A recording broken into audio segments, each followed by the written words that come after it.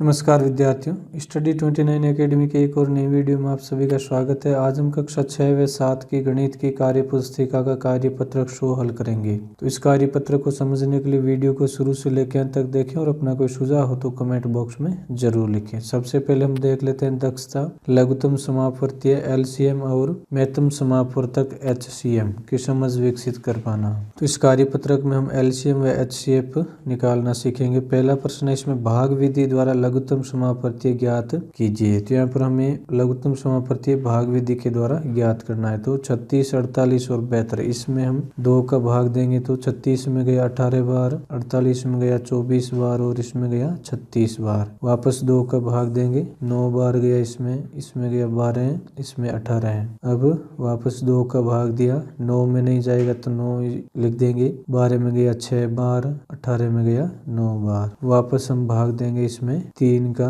तो 9 में गया 3 बार, 6 में गया 2 बार और 9 में गया 3 बार। अब इनको गुणा कर लेंगे तो यहाँ लिखेंगे 36, 48, 72 का LCM बराबर 2 into 2 into 2 into 2 into 3 into 3। अब इनको गुणा करेंगे तो LCM आ जाएगा 432। ये आपको ध्यान से लिख लेना है। दूसरे में 24, 50 और 90 का LCM निकालना है हमें। 2 का भाग दिया 12 बार, 25 बार और 45 बार। वापस 2 का भाग देंगे, 6 बार गया, इसमें नहीं जाएगा पूरा, इसमें भी पूरा नहीं जाएगा। अब भाग देंगे हम 3 का, तो इसमें गया 2 बार, 25 में नहीं जाएगा और 45 में गया 15 बार, 15 तिये 45। अब भाग दे देंगे हम 5 का, 2 में नहीं जा रहा है, 25 में गया 5 बार और 15 में गया 3 बार। अब हम लिखेंगे यहाँ 24, 50, 90 का LCM बराबर गुणा कर लेंगे हम 2 इंटू 2 इंटू 2 इंटू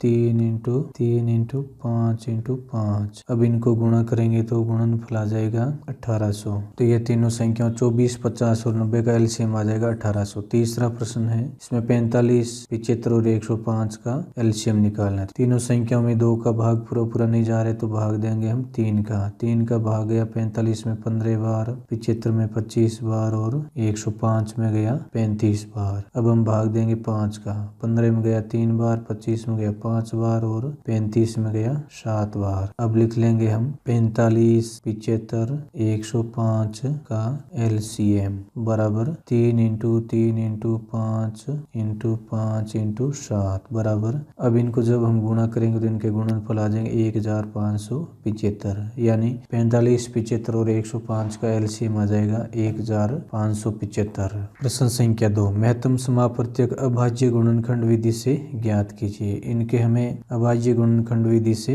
महत्तम समापवर्तक ज्ञात करना है। तो यहाँ लिखेंगे हल। 12 का हमें अभाज्य गुणनखंड निकालना है तो आ जाएगा 2 का भाग दिया 6 बार, वापस 2 का भाग 3 बार और 3 का भाग गया 1 बार। यहाँ लिख देंगे 12 के गुणनखंड 2 इंटू 2 इंटू 3। अब 24 का अभाज्य गुणनखंड करेंगे, 2 का भाग गया 12 बार, वापस 2 का भाग गया 6 बार, 2 का भाग गया 3 बार और 3 में 3 का भाग गया 1 बार। इनको भी हम लिख देंगे 24 बराबर 2 इंटू 2 इंटू 2 इंटू 3। अब अगला 36 का अभाज्य गुणनखंड निकालेंगे। 2 का भाग गया 18 बार, वापस 2 का भाग गया 9 बार, 3 का भाग गया 3 बार और 3 में 3 का भाग गया 1 बार। 36 के अभाज्य गुणनखंड लिख लेते हैं 2 इंटू 2 इंटू 3 इंटू 3। अब यह लिखेंगे 12, 24, 36 का HCF बराबर, इनमें जो भी गुणनखंड उभयनिष्ठ आ रहे हैं वो यहाँ लिख लेंगे। तो 2 इंटू 2, 3 आ रहा है सब में एक बार,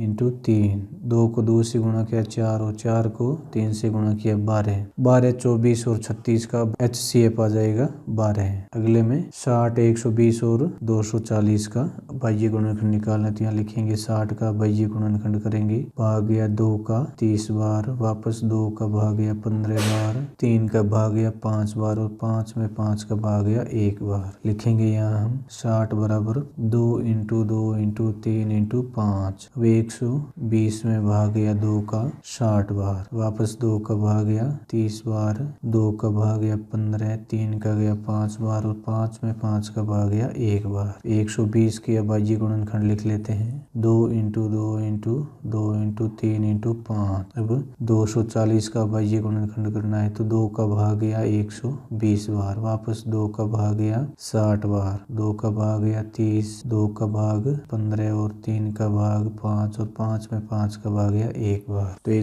240 के बाह्य गुणनखंड लिख लेते हैं 2 into 2 into 2 into 2 into 3 into 5। अब लिखेंगे यहाँ 60, 120, 240 का HCF बराबर उभयनिष्ठ जो भी गुणनखंड आ रहे हैं वो लिख लेंगे। तो 2 आ रहा है 2 बार, इसमें भी और इसमें भी, तो 2 इंटू 2। 3 आ रहा है इसमें 1 बार, इसमें भी 1 बार और इसमें भी 1 बार, तो यहाँ 3 आ जाएगा। 5 इसमें भी है, इसमें भी है और इसमें भी, इंटू 5। अब इनको गुणा करेंगे, 2 को 2 से गुणा किया 4, 4 को 3 से गुणा किया 12 और 12 को 5 से गुणा किया 60। तो 60, 120 और 240 का HCF आ जाएगा 60। प्रश्न संख्या 3, 8 और 12 का लघुत्तम समापत्य है। 8 और 12 का जब हम लघुत्तम समापत्य निकालेंगे तो आ जाएगा 2 का भाग दिया 4 बार और 6 बार, वापस 2 का भाग 2, 3। अब इनको गुणा करेंगे, 2 को 2 से गुणा किया 4, 4 को 2 से गुणा किया 8 और 8 को 3 से गुणा करेंगे 24। तो इसका लघुत्तम समापत्ति आ जाएगा 24। चौथा ऑप्शन सही हो जाएगा। चौथे में 18 और 30 का महत्तम समापवर्तक है।